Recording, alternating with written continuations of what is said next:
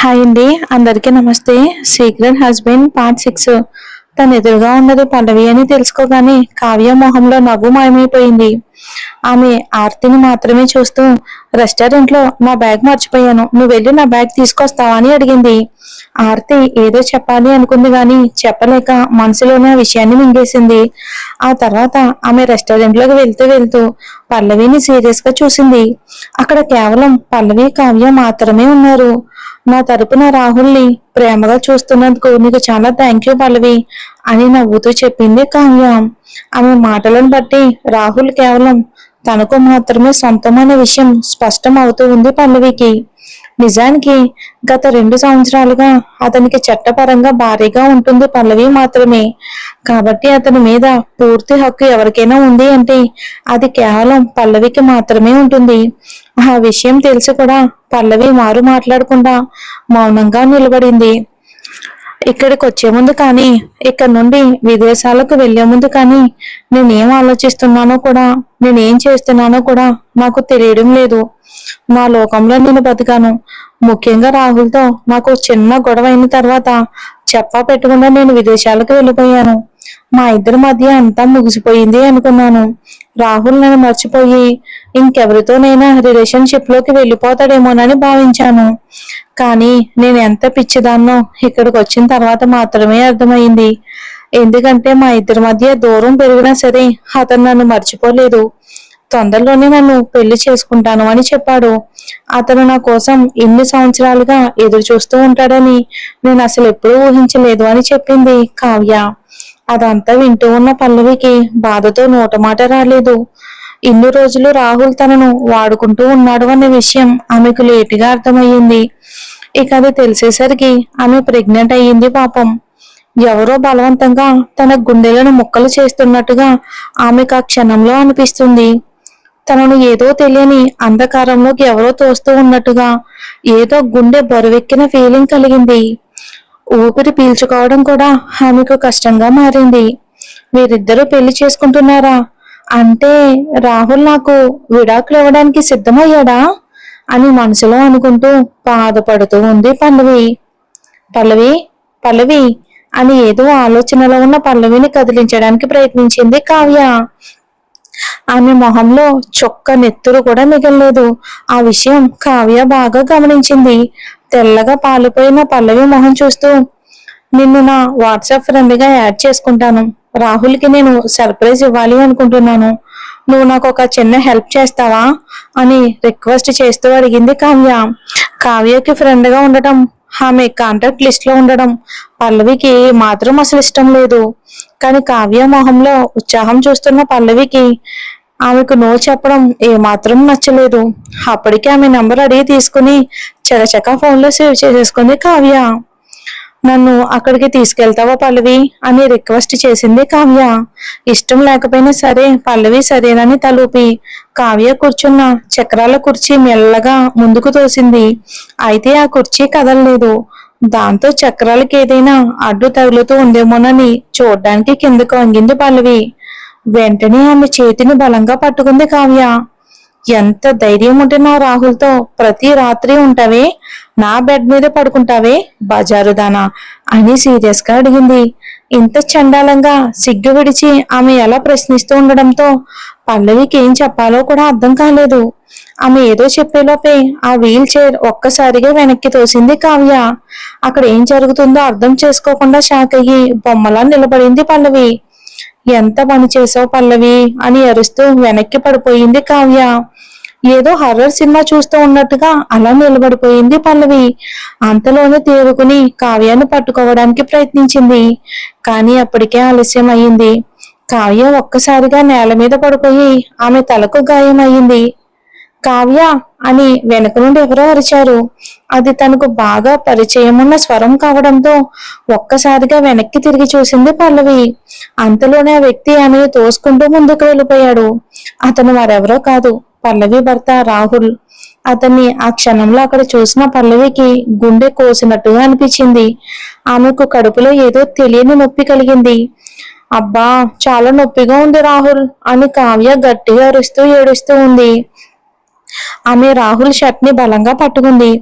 ఆమె తీవ్రమైన నొప్పితో ఉన్నట్టుగా ఆమెను చూస్తూ ఉంటేనే ఎవరికైనా అర్థమైపోతుంది. అసలే ఆమెకు రక్తం గడ్డ కట్టుకోదు. ఇప్పుడు ఆమె తలకు బలమైన దెబ్బ తగలడం వలన రాహుల్ మరింత ఆందోళన పడుతూ ఉన్నాడు. ఆ క్షణంలో అతనికి కావ్య తప్పించి ఇంకెవరూ కనిపించలేదు. కావ్యను ఈ పరిస్థితిలో నెట్టింది కేవలం పల్లవి అని అతని అభిప్రాయం. పల్లవికి గుండె గొంతులోకి వచ్చినట్టు అయ్యింది బాధతో. కావ్య తనను కావాలని ఇలాంటి పరిస్థితులు ఇరికించిందని అర్థమైన ఆ క్షణంలో ఆమె గుండె వేగం పెరిగింది పల్లవికి. ఈ పిచ్చిది మన కావ్యాన్ని తోసేసింది రాహుల్. నేను నా కళ్ళతో చూశాను అని అప్పుడే అక్కడికి వచ్చిన ఆర్తి దొంగ సాక్ష్యం చెప్పింది. ఆమెకు పల్లవి మీద పేకల దాకా కోపం ఉంది. ఇప్పుడు ఆ పగను తీర్చుకోవడానికి ఇదే మంచి సమయం అని భావించింది ఆర్తి. ఆమె అబద్ధం చెప్తూ ఉంది అనే విషయం పల్లవికి బాగా తెలుసు. అయినప్పటికీ కూడా ఆమె సమాధానం చెప్పకుండా మౌనంగా నిలబడింది. అంతవరకు ఆమె అక్కడ ఉంది అని కూడా గమనించిన రాహుల్ ఆమె వైపుకు సీరియస్ గా చూశాడు. అతని కళ్ళల్లో ఆమె పట్ల అసహ్యం స్పష్టంగా కనిపిస్తుంది. అతని చూపు చూస్తూ ఉంటే పల్లవికి భయం కలిగింది. గుండె వేగం పెరుగుతూ ఉంటే లేదు రాహుల్ నేను అని ఏదో చెప్పడానికి ప్రయత్నించింది పల్లవి. నోరు ముయ్యవే అని కోపంగా అరిచాడు రాహుల్. అతని కళ్ళు చింత నిప్పుల్లా కోపంగా ఎర్రబడ్డాయి.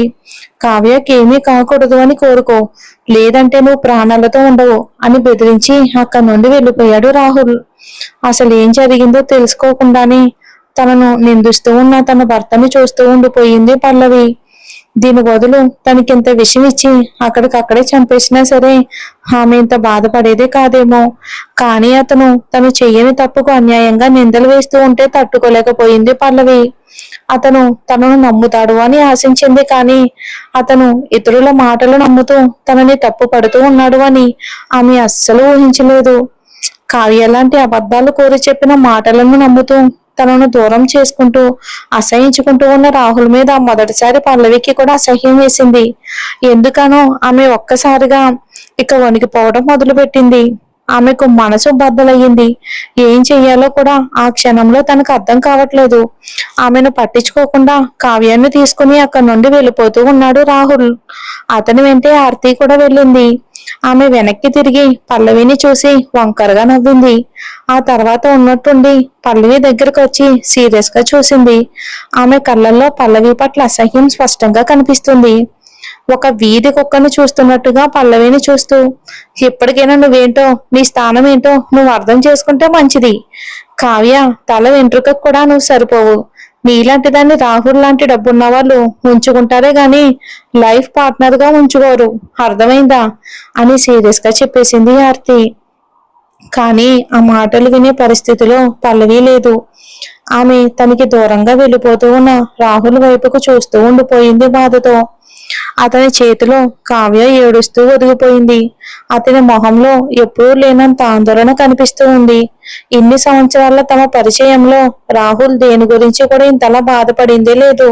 అంతేకాకుండా అతను తనను ఎప్పుడూ కూడా సీరియస్ గా తీసుకోలేదు అనే విషయం కూడా పల్లవికి క్షణంలో అర్థమయ్యింది.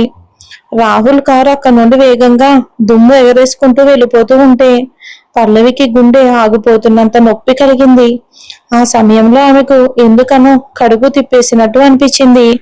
అసలే ఆమె పొట్టి మనిషి కూడా కాదుగా. ఇలాంటి ప్రెగ్నెంట్ సమయంలో మెంటల్ టార్చర్ కి గురవటం ఆమెకు నరకంగా అనిపిస్తూ ఉంది. అమ్మా అని తన పొత్తి కడుపు పట్టుకుని నేల మీద కూలిపోయింది పల్లవి. అంతలో ఆమెకు నిఖిత కాల్ చేసింది. పార్కింగ్ ప్లేస్ లో ఆమె ఇరుక్కుపోయాను అని చెప్పింది నిఖిత. ఆ సమయంలో పల్లవికి పొత్తి కడుపులో విపరీతమైన నొప్పి కలుగుతూ ఉన్నప్పటికీ ఆ నొప్పిని పంటి బిగువన భరించింది. ఒక టాక్సీని పిలవడానికి ఆమె ప్రయత్నించింది. కానీ ఆమెకు సాధ్యం కావటం లేదు. విపరీతమైన నొప్పితో ఆమె వెలువెల్లాడిపోతూ ఉంది. తన బలాన్ని మొత్తం ఉపయోగించుకుని లేచి నిలబడడానికి ప్రయత్నిస్తూ ఉంది పల్లవి. కానీ ఆమెలో ఓపిక సన్నగిల్లుతూ ఉంది. మరోవైపు కడుపు నొప్పి కూడా విపరీతంగా కలుగుతూ ఉండడంతో మోకాల మీద కూలబడిపోయింది. ఆకాశం వైపుకి చూస్తూ ఆమె గట్టిగా అరిచింది. ఆమె కళ్ళల్లో నీళ్లు నిండుకున్నాయి. ఆమె ప్రపంచం తలకిందులుగా మారిపోతూ ఉన్నట్టుగా తనకు అనిపించింది. అలా ఆలోచిస్తూ ఉంటేనే ఆమె స్పృహ తప్పి పడిపోయింది. మరోవైపు ఒక లగ్జరీ హాస్పిటల్ ప్రైవేట్ రూమ్ లో కావ్యను డాక్టర్స్ పరీక్షిస్తూ ఉన్నారు. మంచం మీద ఉన్న కావ్య గాయం నుండి రక్తం విపరీతంగా కారుతుంది. కారిడార్లో తిరుగుతూ ఉన్న రాహుల్ ఎవరితోనో ఫోన్ మాట్లాడుతూ ఉన్నాడు. సారీ సార్, మీ భార్య ఎక్కడ ఉందో తెలియడం లేదు, ఆమె వెళ్ళిపోయినట్టు అనిపిస్తుంది అని అవతల వ్యక్తి సమాధానం చెప్పగానే చిరాగ్గా ఫోన్ పెట్టేశాడు రాహుల్. తను తోసుకుంటూ వెళ్ళిపోతున్నప్పుడు పల్లవి కింద పడిపోయింది అనే విషయం అతనికి ఆ క్షణంలో గుర్తొచ్చింది. ఇదంతా కేవలం ఒక్క క్షణంలో జరిగిపోయింది. ఆ టైంలో రాహుల్ కేవలం కావ్య గురించి మాత్రమే ఆలోచిస్తూ ఉండటం వలన పల్లవికి ఏదైనా గాయం అయిందా అనేది అతను పోతున్నాడు. అయితే ఆమె మానసికంగా చాలా గాయపడిందని మాత్రం అతను గ్రహించాడు. ఆమె గురించి తలుచుకుంటూ ఉంటే అతనికి భయంగా ఉంది. అయితే ఆమె రెస్టారెంట్ చుట్టుపక్కల ఎక్కడా లేదు. ఇక ఆ విషయం తెలుసుకున్న తర్వాత ఆమె క్షేమంగా ఉండి ఉంటుందని అనుకున్నాడు రాహుల్. ఇక అయినప్పటికీ కూడా అతనికి ఏదో ఆందోళనగా అనిపిస్తూ ఉంది మనసులో. తన వైపుకే ఏడుస్తూ బాధగా చూస్తూ ఉన్న పల్లవి రూపాన్ని అతను మర్చిపోలేకపోతున్నాడు. నిజానికి కావ్యకు హాని తలపెట్టాలి అని చూసిన పల్లవి గురించి అతను బాధపడాల్సిన అవసరం ఏమాత్రం లేదు. అయినప్పటికీ కూడా ఆమెను తలుచుకుంటూ ఉండలేకపోతున్నాడు. గత 2 సంవత్సరాలుగా పల్లవి తనతోనే తనకు భారీగా బతికింది. ఆమె ఎప్పుడూ కూడా తన హద్దులు దాటి ప్రవర్తించిందే లేదు. తనలాంటి గొప్ప వ్యక్తిని పెళ్లి చేసుకున్నప్పటికీ కూడా ఆమె ఎవరిని కించపరిచిందే లేదు. ఎవరితోనూ కూడా అనుమానుషంగా ప్రవర్తించిన సంఘటన కూడా లేదు. కాబట్టి ఇది అనుకోకుండా జరిగిపోయిన యాక్సిడెంట్ అని రాహుల్ అనుకున్నాడు. ఒకవేళ ఇది యాక్సిడెంట్ గా జరిగింది అనుకుంటే తనకు తెలియకుండా ఇంకేదైనా జరిగి ఉంటుందా, ఇందులో కావ్య పాత్ర ఉందా అని రాహుల్ ఆలోచించడం మొదలుపెట్టాడు. ఇలా కిటికీలో నుంచి బయటికి చూస్తూ అతను ఆలోచిస్తూ ఉండగా అతని మొహంలో రంగులు మారిపోయాయి. కొన్ని క్షణాల తర్వాత హాస్పిటల్లో ప్రైవేట్ వార్డు తలుపులు తెరుచుకున్నాయి. రాహుల్ కావ్య దగ్గరికి వెళ్లి ఆమె కౌగిట్లో వాలిపోయాడు. ఆమె అతన్ని బలంగా హత్తుకుని పడుకుని ఉంది. ఇలా ఆమెతో ఉండటం అతనికి ఇష్టం లేదు, కానీ ప్రస్తుతం ఆమె గాయపడింది కాబట్టి అతను తన మనసును కంట్రోల్ చేసుకుంటూ ఆమె కౌగిట్లో ఉండిపోయాడు. ఇప్పుడు ఎలా ఉంది అని అడిగాడు రాహుల్. అతను ప్రేమగా అడగడానికి ప్రయత్నిస్తూ ఉన్నప్పటికీ అతని స్వరంలో ఉన్న కోపం స్పష్టంగా కనిపిస్తూ ఉంది. దాంతో కావ్య అతన్ని ఆశ్చర్యంగా చూసింది. ఇంతకు ముందు కంటే బెటర్ గానే ఉంది అని అమాయకంగా మొహం పెట్టి చెప్పింది కావ్య. అసలు ఏం జరిగిందో సరిగ్గా చెప్పు అని సూటిగా ప్రశ్నించాడు రాహుల్. అతన్ని చూస్తూ ఉంటే ఎవరికైనా సరే వెన్నెలో వణుకు పుడుతుంది. అతనికి తన మీద అనుమానం కలిగింది అని కావ్య అర్థం చేసుకుంది. ఇది యాక్సిడెంట్ గా జరిగింది అని అనుకుంటున్నాను. ఎందుకంటే పల్లవి నా వీల్ చైర్ కు చిక్కుకుపోతే హెల్ప్ చేయడానికి దగ్గరికి వచ్చింది. ఆ తర్వాత ఏదో జరిగింది. నా వీల్ చైర్ లో ఏదో ప్రాబ్లం ఉంది. నువ్వు తనని తప్పుగా అర్థం చేసుకోకు, సరేనా అని చెప్పింది కావ్య. ఆమెను సీరియస్ గా చూశాడు రాహుల్. కానీ అంతలోనే అతని కళ్ళల్లో ఆమె పట్ల ప్రేమ కనిపించింది. కావ్యను తప్పుగా అర్థం చేసుకున్నాను అని అతను అనుకున్నాడు. ఆమె భుజం మీద మెల్లగా తట్టి ఆమెకు దూరంగా జరిగాడు. నువ్వు రెస్ట్ తీసుకో అని చెప్పాడు రాహుల్. అతని అందమైన ముఖం వైపుకు చూస్తూ ఉండిపోయింది కావ్య. సూర్యుని వెచ్చని కిరణాలు అతని ముఖం మీద పడుతూ ఉంటే చూడటానికి తను చాలా అందంగా కనిపిస్తూ ఉన్నాడు. అతడు అక్కడి నుండి వెళ్లే వరకు ప్రశాంతంగా నవ్వుతూ ఉంది కావ్య. అతను వెళ్ళిపోయిన తర్వాత ఆమె ముఖం మీద నవ్వు మారిపోయింది. కేవలం పల్లవి వల్ల మొదటిసారి రాహుల్ తనని అనుమానిస్తున్నాడు అని తెగ ఫీల్ అయిపోతుంది కావ్య. మరి ఏం జరుగుతుందో ఏంటో మరి. పల్లవి రాహుల్ని క్షమిస్తుందా, మళ్ళీ దగ్గర అవుతుందా లేదా చూసేద్దాం వచ్చే ఎపిసోడ్ లో. Thanks for watching.